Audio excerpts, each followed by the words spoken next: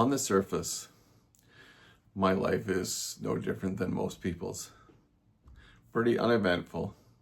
Kind of a nothing to see here story, you know. I don't think of myself as a person with a story to tell. And then I saw a video recently, and it was a person who just had to tell about his life experiences. And I first thought to myself, why would anyone do that? Why would anyone put themselves on social media platform and bare their soul? But the more he talked, the more I could see and hear that he was telling a lot of my own story. And it's occurred to me many times over the years how I need to share the things that I've experienced because somebody else out there will benefit from it. Now, I wouldn't assume for a second that I'm anything extraordinary. I haven't written books. I haven't been in documentaries that are seen all over the world. I'm just a guy who paints pictures, really. And on many levels, I'm very unaccomplished. I don't have any academics to speak of. In fact, if you listen to my story, you'll understand why. Let's tell that story here, because I really believe that somebody out there, I think a lot of people, will benefit from hearing this. You see, I was born in Toronto to a Christian family. My mother was a young person who had never set foot inside of a church ever in her life when she met my father. And my father was from the Maritimes, and he was, I guess I like to call him, a third generation Christian, like his father, his grandfather. We're all Christians, and my father was pretty much a chip off of that block. So when he came to Toronto, at first, as a teenager, he really kind of ignored all of that, and he just wanted to have fun, go to parties, and live life without all those encumbrances that his family had put on him growing up. He was just young, not even 18 years old when he first came to Toronto. And through a series of events, my mother found out that she was pregnant. And my father stepped up and he did the right thing. And he said, I'm going to look after this baby, and I'm going to look after this beautiful woman. And they went on to have 5 more children, of which I'm the second. And he's been my hero, and he's always been that guy who I wish I could be like him. I wish I could measure up even half as much as the man that he was and is to this day. I was never, ever an academic. My efforts to get through school was a real a drudgery for me. You see, it wasn't that I didn't like my classes. It wasn't that I didn't like my schooling. I had lots of friends in school. I had a great social life in school. Generally speaking, my school life was pretty good.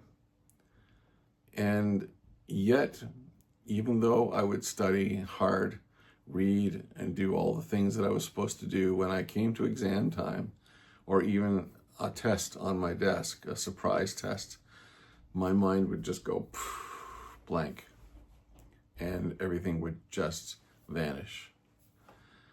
And all the way through high school, I went through that. And And my academic life, or lack of it, is a story all of its own. But suffice it to say, I only made it to grade 11, and I left school. But that made me even more determined to become successful and to do well without the academics, to actually sidestep all of that and still forge a path for myself. Now, my mother and father, right from the very beginning of their married life, committed to church.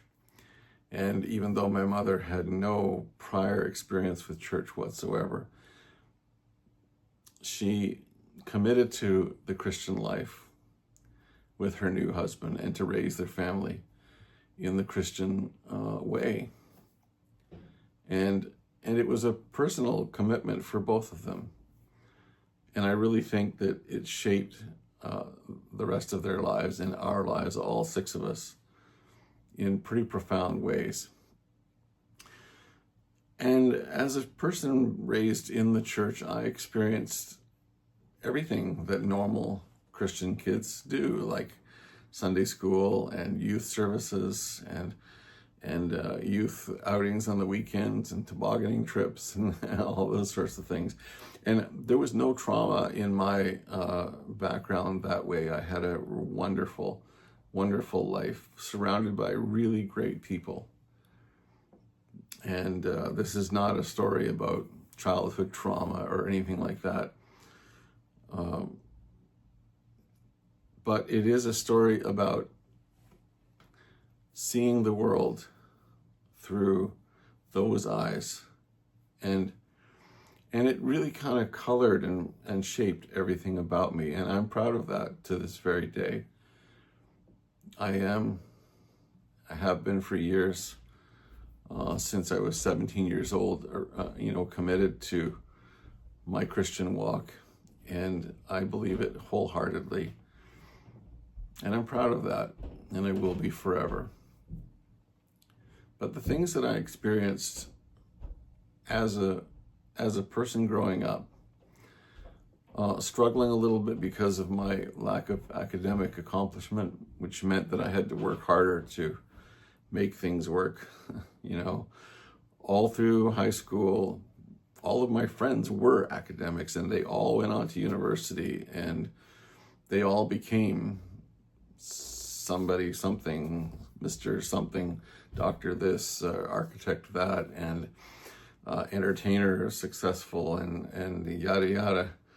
And for me, I chose the other path, which meant foraging through the woods and really trudging through the mud without any proper accreditations or career path. I just knew that was where I had to be. And all of this comes together because I went through careers, and I went through corporate changes, jobs that I had that were long. I mean, I had a sign business for quite a few years, and then after that I moved into the photography world, and I started to work for Black's Photography, and I was with them for 14 years. And then I also went from there into the banking world. It's a story all by itself, but suffice it to say, one thing led to another, and I found myself working in the banking district in Toronto, and mingling with all the academics, even though I was not at all. I started in the mailroom. Proverbial story, I had a mail bag, and I carried mail from office to office and delivered bank mail, and I kind of moved up in positions at the bank then. And everything for me was just happening, the way I always believed it should happen.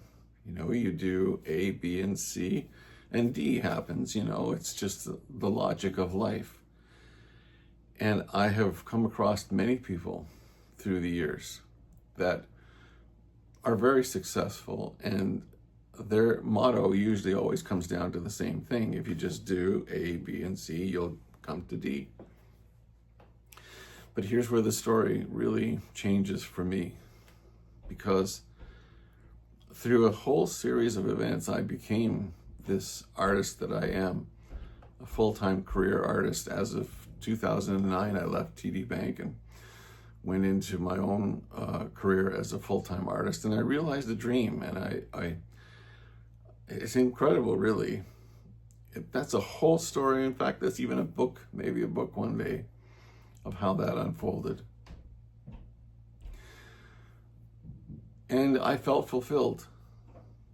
And to this very day, I still, 15, 16 years later, I still feel completely fulfilled about that. And my Christian walk, I believe, adds fortification and strength and substance to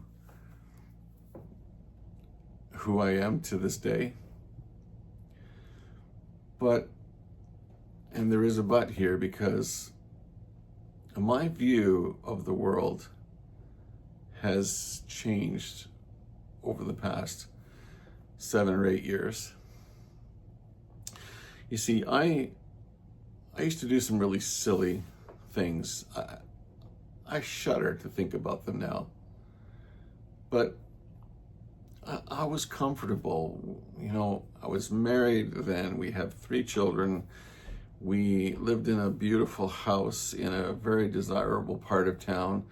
2 cars in the driveway, you know, beautifully landscaped yards, front yard, backyard. And the school that my kids went to was perfect, and the neighborhood was perfect, and everybody were all perfect people doing all their A, B, C equals D things in life, and you know, cutting their grass on the weekends and getting the groceries and taking kids to soccer.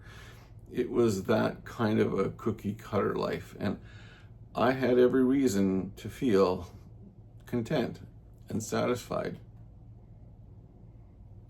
And because of that, I used to look at life, as they say, on the other side of the tracks, not with disdain or anything like that.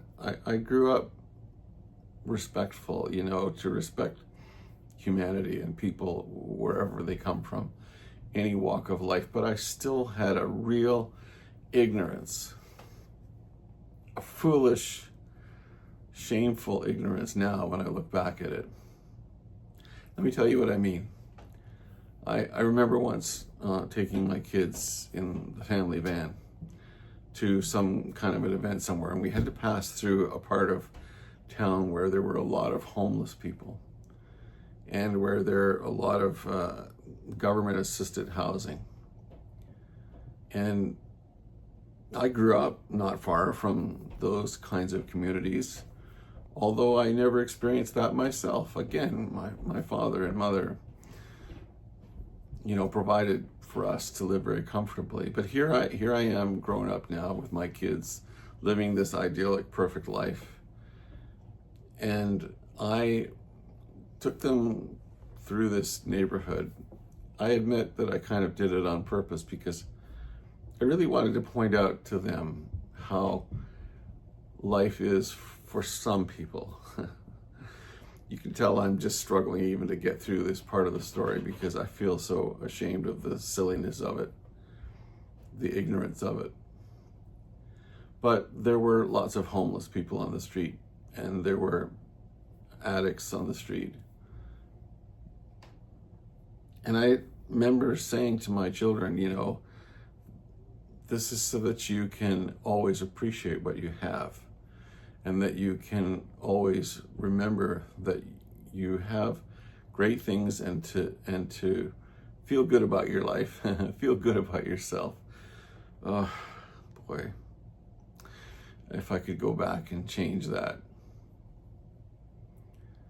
Because I had no idea that in the coming years,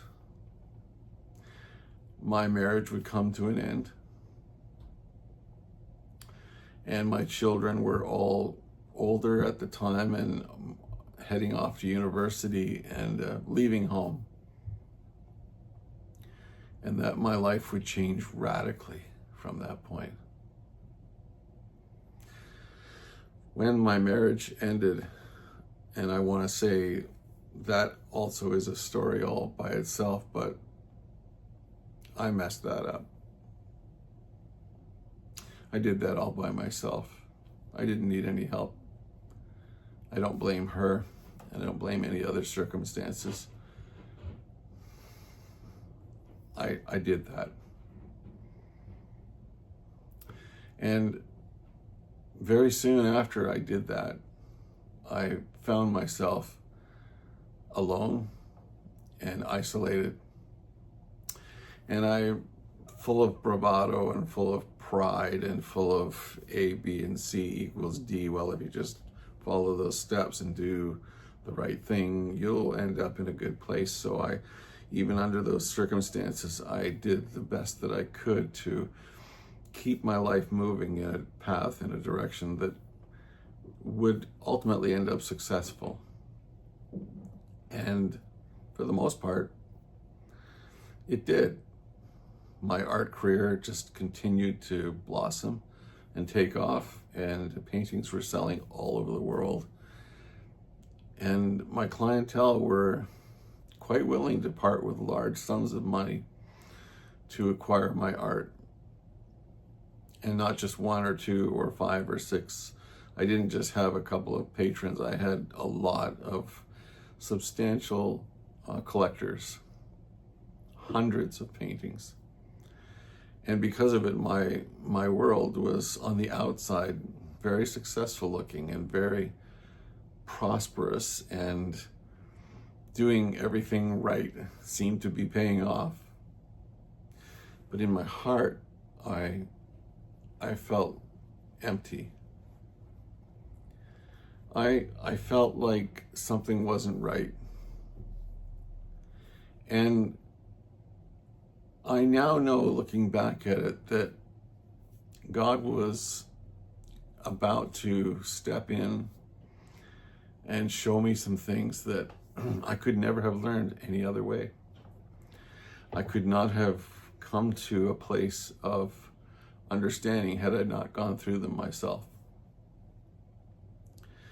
But I don't want to go into all of the finer details because that's not necessary. Somebody can talk to me, you can talk to me in a one-on-one, and I can explain things to you, but it's suffice it for this video and the purposes of this chat here. It's just to say that I was deceived. I fell victim to scams. And through a series of unfortunate events, just like the name of that movie, we used to love to watch with my kids, things around me started to deteriorate and fall apart. And I want you to know that as a mature, older man, I had the knowledge, the ABC knowledge to get to D. I had the knowledge to deal with those things, to work through them and come out better off on the other end. But what actually ended up happening was, in spite of my best efforts, my world continued to crumble. And one of the things I learned is how people distance themselves when they know that that's happening to you. For whatever reason, they don't want to feel complicit. They don't want to add to your strife.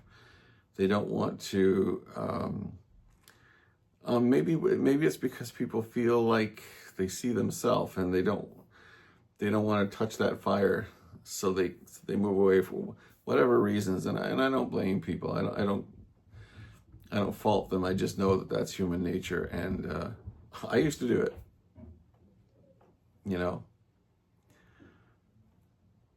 And one of my experiences going through all of this was how, even in the church that I was going to for so many years and had so many friends, they just vaporized,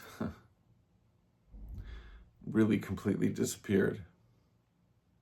There was only one person that I can remember that stepped up to the plate when my marriage fell apart.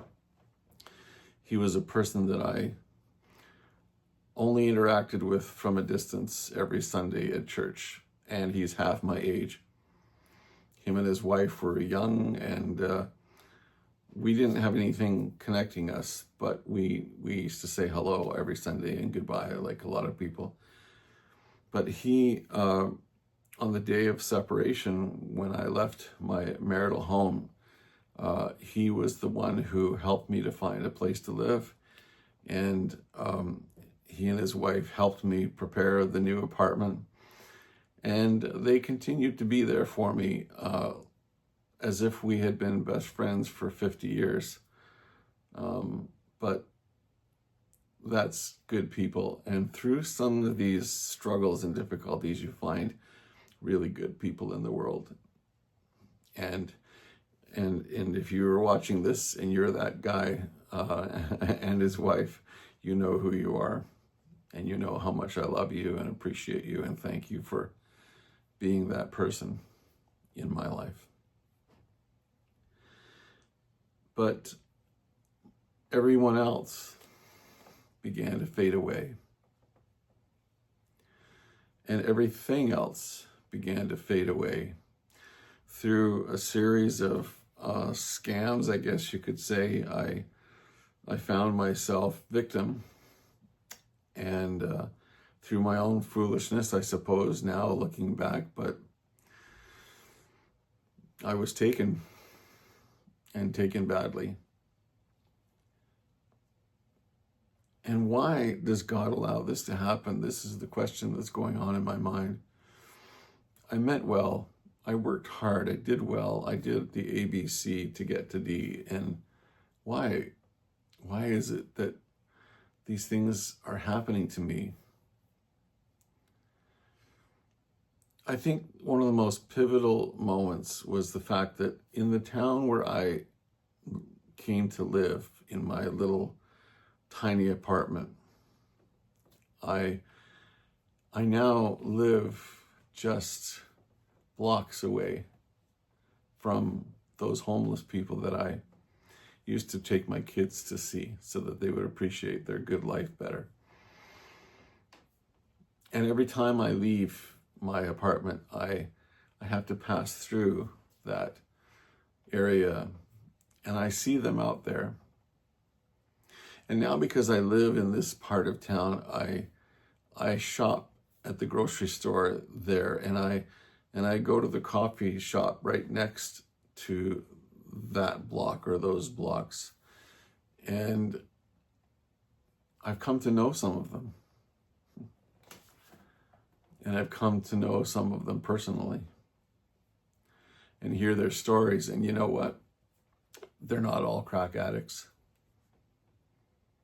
They're not all alcoholics, drug addicts. Some of them are not even psychologically challenged. Their systems, their world, their everything that they relied upon, everything that they did to keep their life on the straight and narrow, crumbled, fell apart. And I remember talking to a couple of different guys, but one in particular, whose life just kind of dissipated before his very eyes, and he couldn't control any of it. And a lot of it started with his marriage breakdown, but it's really hard to go through that, and I understand it now. But now, when I walk on the streets, and I do it more now than ever because I'm a photographer as well, and I love street photography, and I make a point of never photographing the homeless, the street people as they're called. I make a point of not doing that because I don't want to try to monetize that. I don't want to try to capitalize on that, because I know their stories. And most poignantly, I know that for me and for any one of you out there, we are all just a couple of short steps away from becoming one of them. And suddenly, it's not them anymore, it's us. They are somebody's children, they are somebody's husband or wife or mother or father or uncle or aunt. Somebody has lost contact with them because circumstances in life have separated them and caused them to be there. And this has been a really transforming time in my life. And I don't know exactly where it leads from this point, but I know one thing for sure. Through the breakdown of my own personal life and circumstances, I have found my way to my knees, broken before the Lord, realizing that the ABC equals D doesn't always work.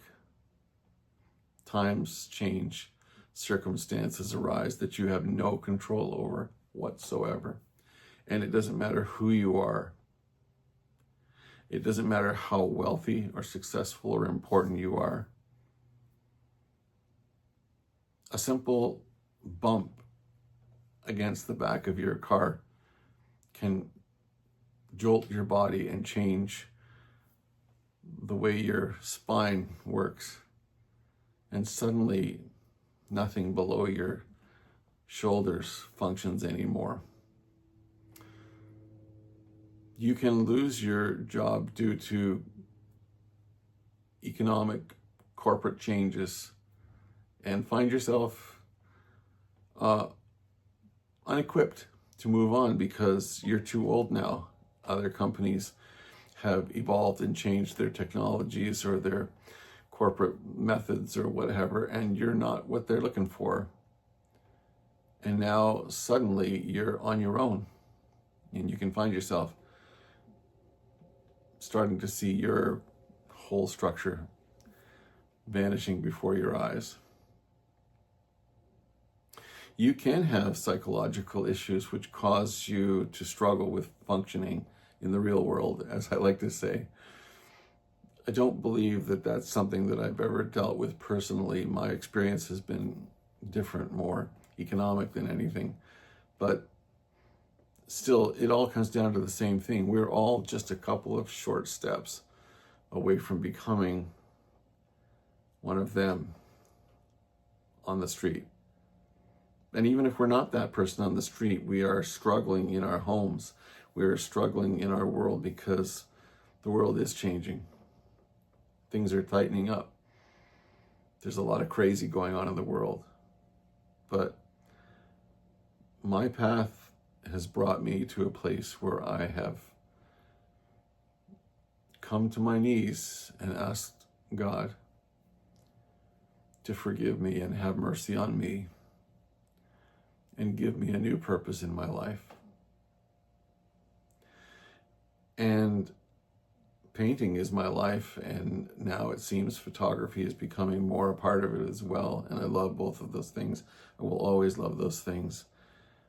But I don't know what the future holds. All I know is that I have been crumbled and broken down and dissolved to a place where I know that I have to surrender it all. And from here, I don't know what the Lord has for me. I don't know what my path will be, but I know this for sure, that I trust Him, because everything else and everyone else that I ever trusted is gone, has left.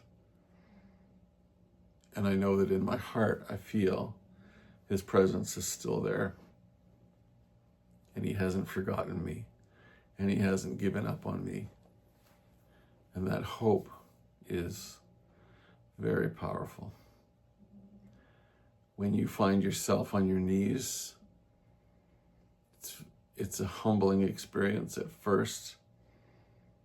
But for me, I really came to know the true meaning of my Christianity. It had nothing to do with the church. It had nothing to do with the people. I feel that my experiences have shown me that the church is just full of people like me, with their faults and with their inconsistencies and with their idiosyncrasies, and we're all just human beings. We're no different than anybody else. We're no different than those people on the street. It's why Christ had such compassion on people around him, because he knew they're all just humanity that needs to be cared for and loved. So my faith in the church organization, the formal church organization, really took a beating. I often say now that I lost a lot of faith in the church as an organization, but I gained a deeper, richer, more profound faith in God, in the presence of Christ in my life. And I think that if I didn't have him in my life and the strength that I have from his presence and from the Word of God, which stands as my light, the light unto my path, as the verse says, well, I would be pretty hopeless, and I would be pretty lost. And if you are one of those people out there who may be in a place where I have been, still am for the most part, I'm not rich. I'm still living in this little apartment. I've still had to come to a place of acceptance of a very, very simplified life. But I do it with peace in my heart, and I do it with hope that I'll get through today, and I'm not worried about tomorrow, because tomorrow has its own challenges. Today is enough. I'm here to encourage you. Don't be afraid to fall on your knees before God and invite him into your heart. Christ Jesus went to the cross, bled, and died for us so that he could pay once and for all the sins that we've ever committed, for all the mistakes that we've ever made, for all the foolishness that we've ever committed. He paid once and for all for that. And when you fall to your knees and you realize you are nothing, I am nothing, we are nothing, until we allow him to come into our life, then you can experience some peace and you can move on, move forward. As I said before, I don't know what the future is for me. I like to think that I'm going to be a painter for the rest of my life. I've often said that if they find me, in my studio one day, you know what I mean? You can say that I went happy, or with my camera, out in the street, whatever. I don't plan to leave anytime soon. Just plan to be here for a long time yet. But whatever God's purposes for me are, I'm committed to that. And so I think that I've said enough about this for now. I don't really need to beleaguer it any further. It's I knew it would be a longer video, but if you have some experiences that you'd like to talk about, in the comments, go ahead, say a few words, and I'll respond to you. And I will try to give you some encouragement. I can't promise that I've got the right words. I don't, but I can promise you that Christ is ready and willing to touch you and help you and guide you through, as he's helping me. I'm not through the woods yet. It ain't over. The battles are still happening. I'm still very much struggling. My career has changed. The world has changed around me. And I really don't know what tomorrow holds, but today, just today, we'll get through.